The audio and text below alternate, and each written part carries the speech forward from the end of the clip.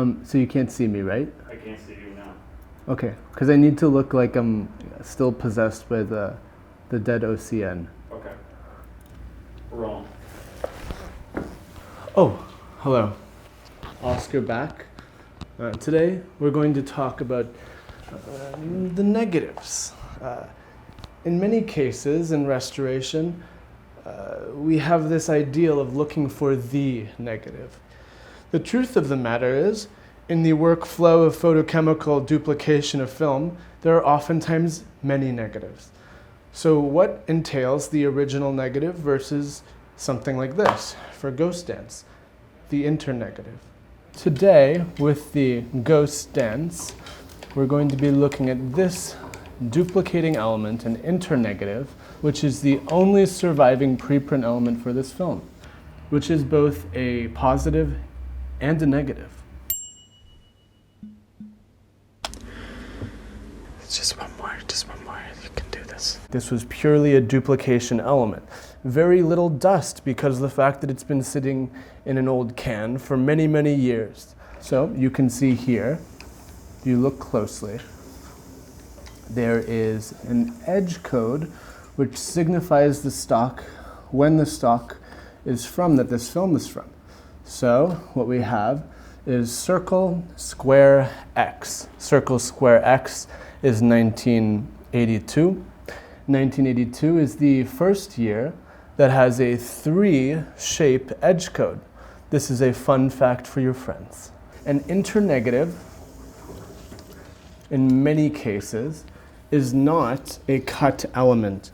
So this, despite it being a negative, is not cut. If you see where the shots change, it's a single stock. The process for making this was go to OCN, then interpositive, and then you'd get to this internegative. And then in order to not damage the interpositive or the OCN, you could print directly from this film element.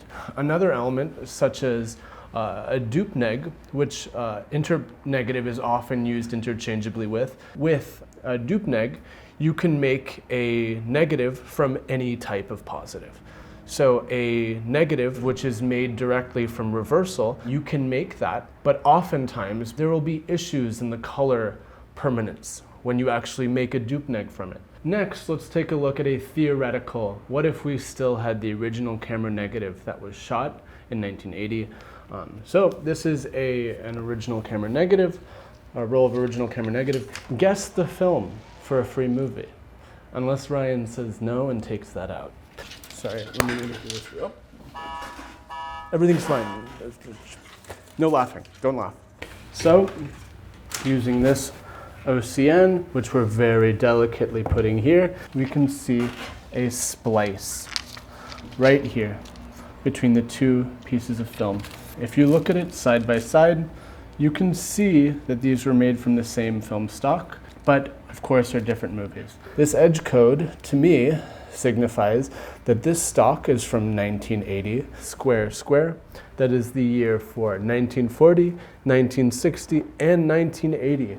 And it has a lot of information in those white sections there, if you look very closely. So, unlike this, where you can see the actual print through from the previous generations, this is the original element. This was in the camera on the day that they shot it.